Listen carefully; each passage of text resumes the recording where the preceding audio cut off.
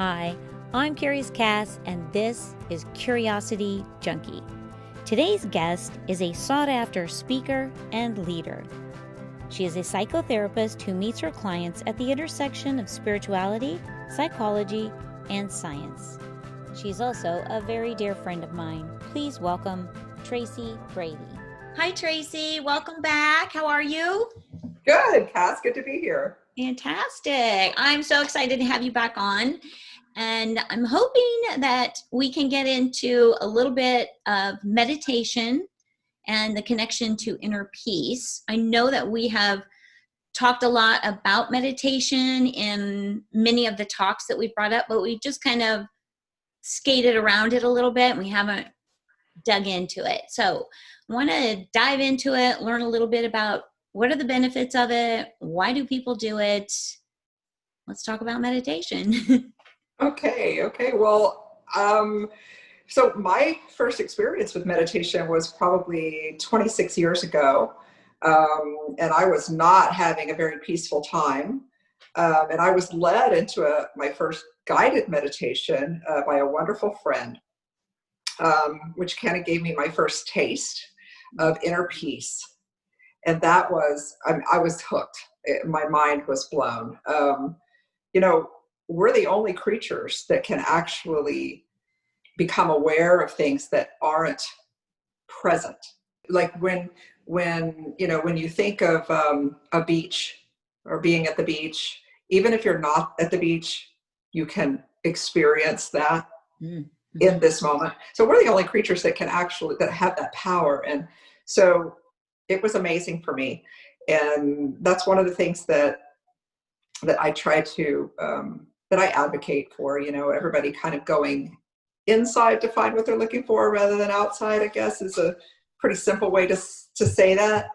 Yeah. But as far as meditation goes, I mean, there is absolutely no definition that's accepted by the spiritual community, the religious community, the scientific community, because it spans such a vast range of techniques and traditions, and it's all got some element of concentrated focus. When you relate it to inner peace, I mean, it just makes sense. When people think of, oh my gosh, I've got to have some peace, you either think of changing the outside or doing something from the inside, and meditation comes to mind. Yes. Yeah.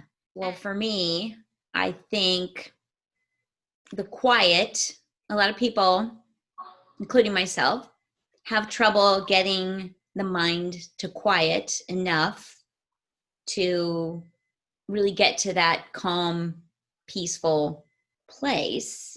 I don't have that mastered. I can find calm with a guided meditation and someone walking me through how to get to and having quiet time there. But I do still find my mind wandering from time to time. That's okay, right?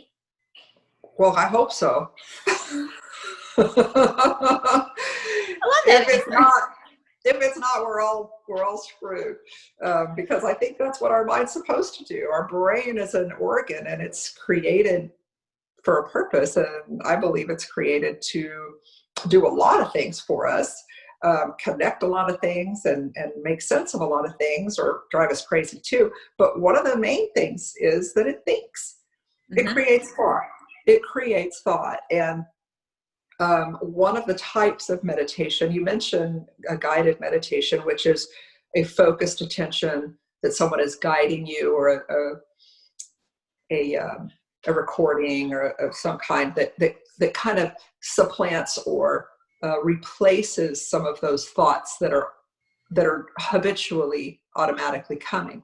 Yes. And that can give us a sense of kind of temporary peace and freedom from the goings on of our mind and externally, and what we think about it, and our worries and that sort of thing. And that can give us kind of a respite, kind of like a little vacation, a little mini vacation, which is very beneficial. I mean, that's wonderful. I'm not here to promote, any type of meditation, but my personal preference is mindfulness meditation, where And the goal of that, and I'm not any kind of professional, so I would encourage your listeners to look it up and do their research about it. But mindfulness meditation involves taking whatever is present in your experience as it is, non-judgmentally, and returning to that next moment when you find you've wandered, or you find that you actually become present for that wandering as well. Right. And so that has been a wonderful way that I have found to accept what occurs in a non-judgmental kind of let it be kind of way, which is hard for me to do ordinarily. So I need training in that. Otherwise I react rather than thoughtfully respond. The inner peace thing is difficult at best, really connecting with it. And a friend and I were talking yesterday about Joe Dispenza, and he was saying that Joe Dispenza spends like an hour or two in the morning before he even gets out of bed meditating and thinking about his day, to where he will not get out of bed until he feels like he's raised his vibrational level to what he wants his day to be and look like. Mm-hmm. Is that a meditation, right? Or sure, is that's it a part of meditation? Sure. And I'm a big fan of Joe Dispenza. I think what he does is amazing, and love the idea that we can heal ourselves, which is basically what he is promoting, and is a great personal example of that. And many of his people who do, or the people that follow what he suggests, seem to have really great results. That's a type of meditation. That's I don't know what they would call that, but it is kind of where you create in your mind what you want to occur, which if it's something that is an elevated emotion or an elevated energy, will probably energize you and give you motivation and that sort of thing. Now, for me, and for many, many people that I know, cultivating the ability to have a concentrated focus on anything is a prerequisite for cultivating a desired focus. Okay. So that's why, and for me, this is just my perspective, the acceptance of what is has to come before I change it. Okay, before I even try to change it. Right. So when we say acceptance of what is, we're just, I guess, define that for me. Are you saying we have to just learn to be okay with what's happening, coming up? What are you saying when you say that? Help me understand that. Okay. So when we're talking about acceptance of what is, whatever your experience is in this moment, you have all sorts of things that are coming at you, all sorts of sensory stimuli, both from within and externally. You've got emotions, you've got thoughts, you've got what you hear, what you see, what you smell, what you taste, what you feel. You've got your proprioception, you've got the space you take. I mean, there are so many competitive sources for our attention. Being present with what is becomes a stilling, sort of asking you to be still with whatever you notice. Well, actually, we could do a little meditation at the end if you'd like, that kind of illustrates that point. And maybe your listeners and you can get a feel for what that's like. Love that. Maybe just a few minutes. So I guess the easiest way to talk about this is to identify what it's like not to be accepting of what is. Yes. Okay, so that feels awful. Does it not? Mm-hmm. I mean, it's what causes us to reject, resent, push away, try to change. It gives us, on one hand, it gives our sense of being and who we are individually and within our groups, whatever group you may be a part of, a sense of identity. We create and defend these boundaries of our identity. Yeah. And that's kind of some of Michael Singer's teachings, The Untethered Soul. We create these things that kind of box us in, and we become trapped. Mm-hmm. We become trapped within whatever it is that we have told ourselves and believed, and created these vows about what's supposed to occur, what should occur, and my role in it. And when that happens, it's like this constant, even though it gives us a sense of life, I guess sometimes, is it really life? Because all we're really doing is perpetuating these old ideas about what's supposed to be. And what do we know about life? One thing we know about this experience we call life is that everything changes.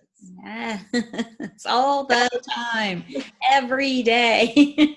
every moment. And so you can find yourself resisting and fighting and trying to deal with, gosh, do I have to accept this stuff that I can't stand? Well, what else are you going to do? You can protest, and you can change laws, and there are a lot of people that are very good at getting things done. Yes. But we still have to accept however it is in every moment, even before we can change it or attempt to change it. Because until you become familiar with where you are and your own power to experience life as it is and not die from it and not run from it, until you realize that, I don't think we have the wherewithal to really make informed, loving, open-hearted change. Really driving home the whole philosophy of why I started Curiosity Junkie, because there's so much that I don't know or I don't understand. And there's always, when I feel like when we don't understand something, we start to fear it, which closes us off and makes us want to keep that there and keep us in a box. And so my goal over the last couple of years has really been to try to open up and understand what I am a little bit afraid of, or what I don't know anything about, or anytime I feel a little fear around something, I go, it's probably because you don't understand it now. So I'm becoming more in tune with that fear piece and being open. And that is my goal, is to kind of help other people learn to open up, identify when you're starting to feel that, what's happening, what it's trying to tell you. It's there to teach you something. And I do love a guided meditation. It's my favorite way to meditate. And I'm currently working on, at work, we have what we call a brain room. And I had a brain scan, and they said, you have brain on fire. Your brain is so used to running on anxiety and stress that it's firing all the time. And that's not healthy. It creates brain inflammation, which leads to Alzheimer's, dementia, just a lot of different things. And so I'm working in the brain room now to monitor my brain waves when my eyes are closed and when they're open, and can I focus my attention. It's fascinating. I really want to do like a little mini documentary on it. But the thing I'm noticing, and Michael and I are working on it, is that when I close my eyes, for some reason, my brain goes into overdrive. It immediately wants to start thinking, bouncing from thought to thought. I have the most trouble when I close my eyes and try to really get calm and peaceful. It's like I have to have some direction. So I'm working on really wanting to get to that calm place when I close my eyes and I really just want to take a moment wherever I am and find that little piece of quiet, calm, and I'm hoping that comes. Thoughts, suggestions for me? Well, cool for you. I mean, I was a nurse first, an RN, and my very most exciting part was neurology and neuroscience. And so the integration of science and spirit or soul just fascinates the heck out of me. So cool that you're doing that, and that we now have the technology that can give us this feedback. Yes. Of what's happening.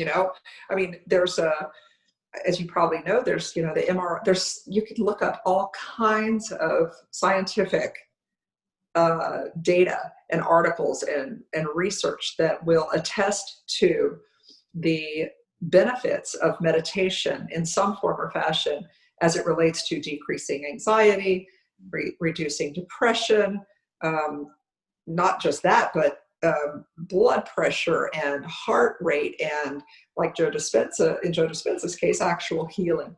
So yeah, awesome.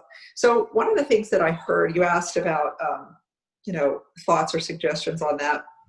One of the things that I hear you saying is that you have to try to get to a place, which as soon as you hear that, oh yeah, it's another job. Yes, it stresses me out. It's another goal. That's partly the way we work. That we've been conditioned to believe and think and be motivated by the idea of, let me add this to who I am and what this means about me, and if I can do that, then it will mean this, and that sort of thing. And what I'm understanding, and not understanding in this sense, but understanding in this sense and experiencing, is that mindfulness meditation, or mindfulness, and I would encourage anybody who wants to learn about that to go to tarabrock.com. It's the sense that instead of having to be somewhere else or achieve something new or acquire a skill, it is allowing ourselves to be with whatever it is, and not in a judgmental fashion, though, in a very non-judgmental, accepting presence, just being with. And so one of the things that really illustrates why we do what we do without intention, or despite our best intentions, why we're running on a brain fire all the time, is, something like 50 million years of mammalian brain. You've heard of the amygdala? Yes. Okay. The fight, flight, or flee part of the animal brain. Yeah. This is something that has kept us alive. This is something that has been nurtured for a long time so that we can stay alive. And its default is to pay attention to what's wrong and fix it. Mm-hmm. And so that is constantly what we're doing, and we pride ourselves on that, and we tell ourselves that's who we are. And so the very idea of getting quiet and calm and sitting with something like a difficult emotion goes against 50 million years of evolution in our brain. Right. So it's not easy. It's not easy. But I can tell you that's where our power lies, is learning to place our attention and intention where we want it, not where its default is, because its default is, holy crap, I'm scared. This is awful. What's happening? Fix it. Find a way. Now what? Oh my gosh, you're supposed to do that.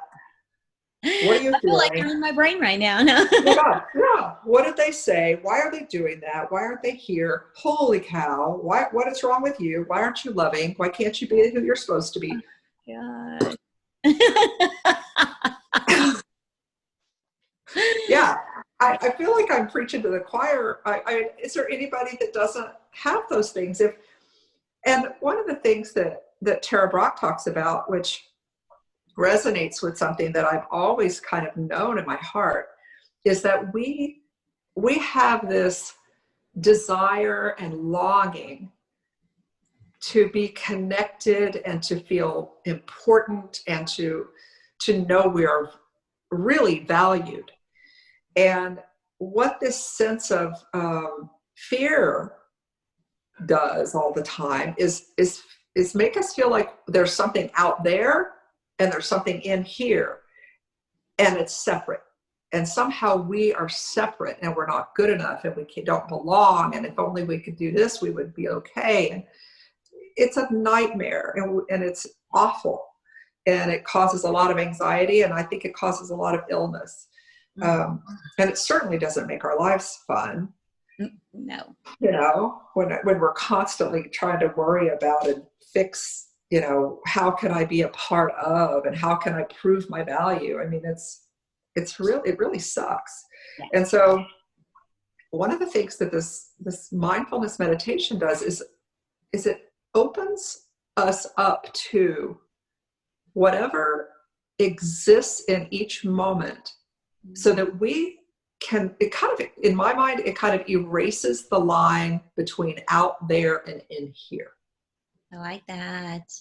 And we can become a more fluid presence in our own lives. And another great thing that it does is it gives us the message that we will be there for ourselves. And that is so important, especially, I mean, I hate to say especially now, but especially now, when a lot of people don't have the same kind of support, distractions, whatever you want to call it, that they used to have, that we cultivate something that exists already. It's not creating something that doesn't exist. It's cultivating something that already exists that can support our being and allow us to take a breath and know that we're safe in this moment. Yeah. You were saying you'd like to do a little bit of a mindful meditation. That'd be fantastic. Okay, let's do it. Yeah, that'd be great. Okay, so allowing the eyes to close, allowing the body to just become still.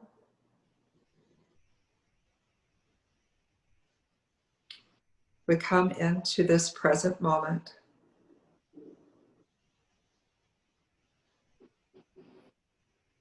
knowing we're safe within this body.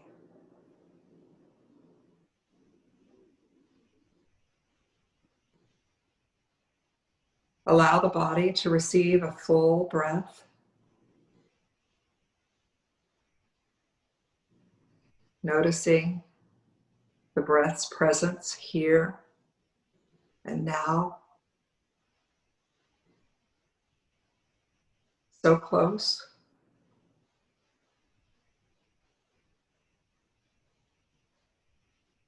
Take another few slow, deep breaths, allowing the body to relax more deeply.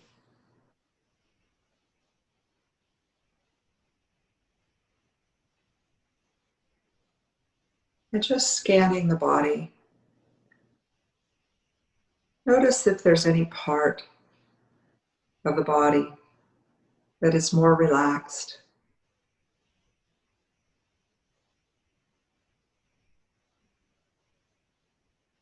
and allow the rest of the body to follow that example now.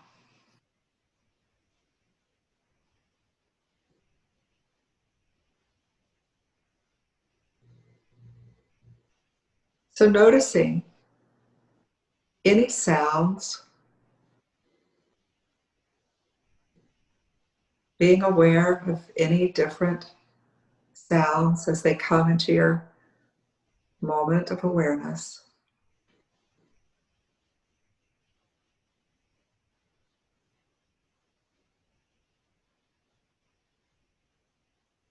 Notice that some are near and others are far.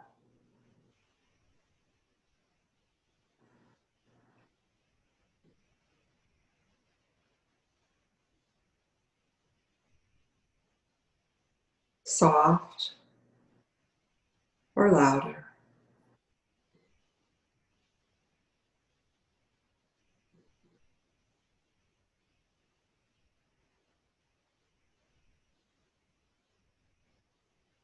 Notice the sounds coming and going in your awareness without judgment.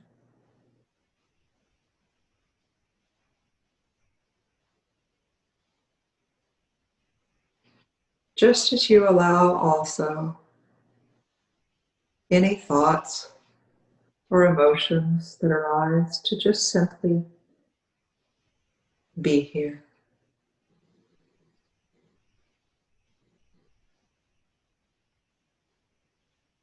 You might find it helpful to silently label a thought or an emotion or a sound.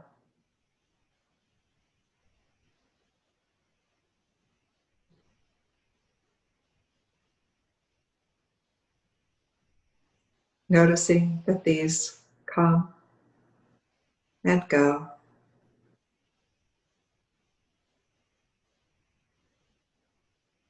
And we don't have to do anything else but just be here,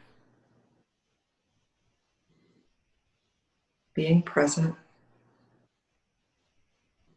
without judgment.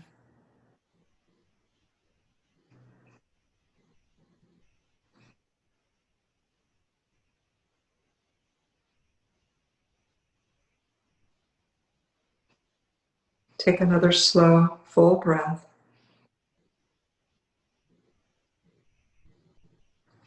As you honor this time you have taken for yourself.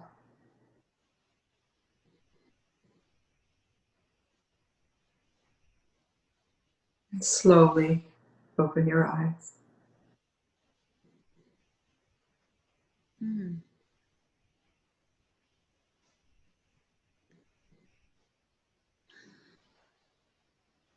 That's beautiful.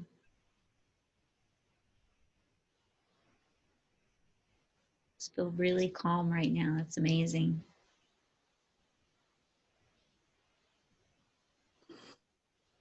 Mm. Me too. That's lovely. That's what I love about meditation. It does bring you just that connected, peaceful awareness. Mm. Love it. Thank you for doing that. I really appreciate that. Sure, my pleasure. So if anybody is interested in cultivating or even just toying with or playing with a mindfulness practice, I would suggest that they ask themselves, why? What do I want from this? What is my goal? See if you can just be present for yourself for 30 seconds in silence, in quiet, allowing whatever thoughts or sounds or awarenesses come to you, and just be there without abandoning yourself for a little bit. I like that you said 30 seconds. Like, find that small time and don't stress yourself out trying to do a 5-minute or a 10-minute. quiet time. Start with the 30 seconds.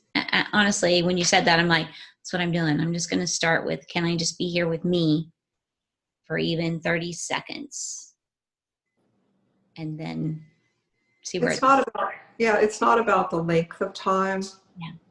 It's about the presence. Mm-hmm. Yeah. And that's really important. It is. Because who's going to be there for us if we're not? That's why I love meditation, and I wanted to spend some time talking about it because I think people fear it a little bit, like it's going to take away from prayer, or it's going to take away from their faith, or they just don't understand it. And so I wanted to have a really great conversation about it's really just connecting and being there for you, with you. And you're right. It's still scary to be silent, still. No body, nothing, no mind, no agenda, no goal, just be. I'm like, well, what the heck? Where, am I just the hole in the donut now? I don't think I'm alone there, and maybe sometime we could talk about what peace means to us and what serenity means to us and why we're so afraid of it and how we can move past that. I don't think we can intellectually move past it. I think our experience will allow us to move into a more accepting, more readily accepted existence that feeds who we really are, which is loving presence. That's who we really are. We're not human doings, we're human beings. Love that. That's a great one. I really like that. We're not human doings, we're human beings. Oh, I didn't make that up. I heard it somewhere. No. I don't know. Yeah, and I think I have heard it before too, but it's a nice reminder. I would love to do like a little mini series on this meditation piece because there are a lot of pieces to it, and the peace and serenity is a great place to move to next. So yes, I'm in. All right, girl. All right, fantastic. All right, everybody, thank you so much for tuning in. I hope that the meditation Tracy Brady facilitated for us today brought you a little inner peace and connectedness. And on that note, we're going to say, see you later, stay safe, and stay curious. Bye, all.